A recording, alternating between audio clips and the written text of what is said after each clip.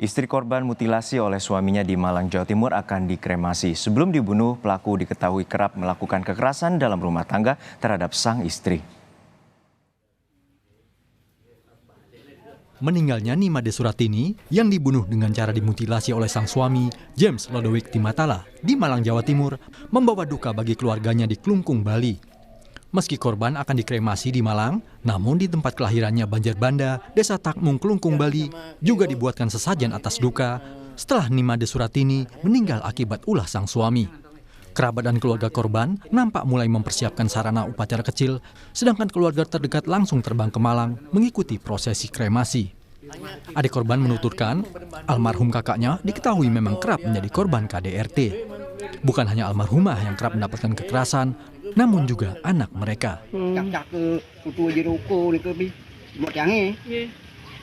Anaknya juga begituin juga.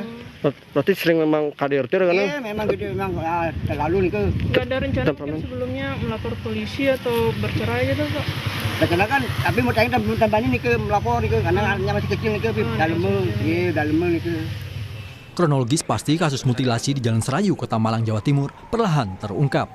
Dari hasil pemeriksaan, pelaku mengaku emosi dan jengkel karena istrinya sudah tak pulang ke rumah sejak Juni 2023.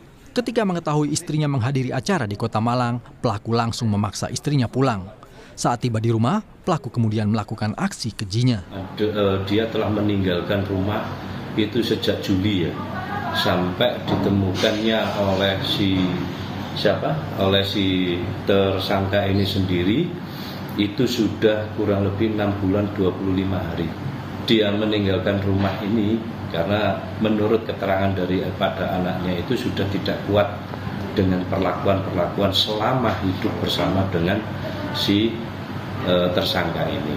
Akhirnya itu yang menyulut emosi daripada tersangka untuk melakukan tindakan itu.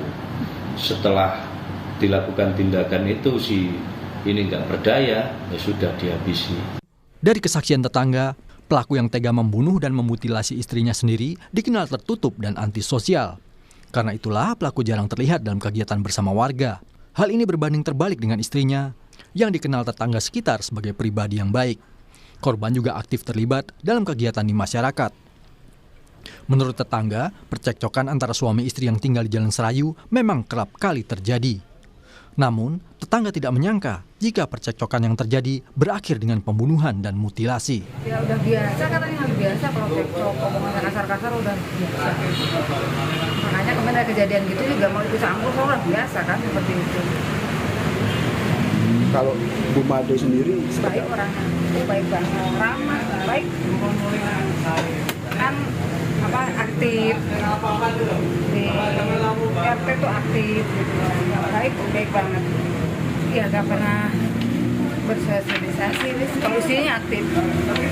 Polisi telah mengotopsi korban pembunuhan yang dimutilasi suaminya sendiri.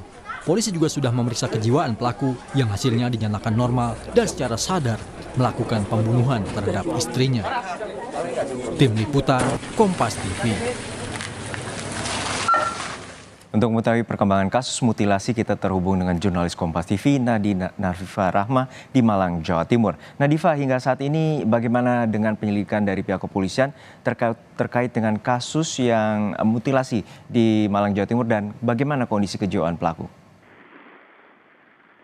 Ya, setelah ada hasil tes kejiwaan yang dinyatakan normal, pelaku ini dinyatakan normal untuk tes kejiwaannya, berarti dapat diketahui bahwa ada dugaan bahwa pembunuhan dan juga mutilasi yang dilakukan oleh pelaku ini memang sengaja dan bisa dilakukan secara sadar untuk membunuh korban atau istrinya sendiri ini. Nah, di sini polisi juga sudah melakukan pemeriksaan kepada beberapa saksi. Di sini ada 7 saksi, mulai dari keluarga dan juga tetangga. Nah, di sini tetangga ada salah satu perkataan dari salah satu saksi bahwa memang pelaku ini berencana untuk menghabisi korban jika sudah bertemu dengan korban atau istrinya ini.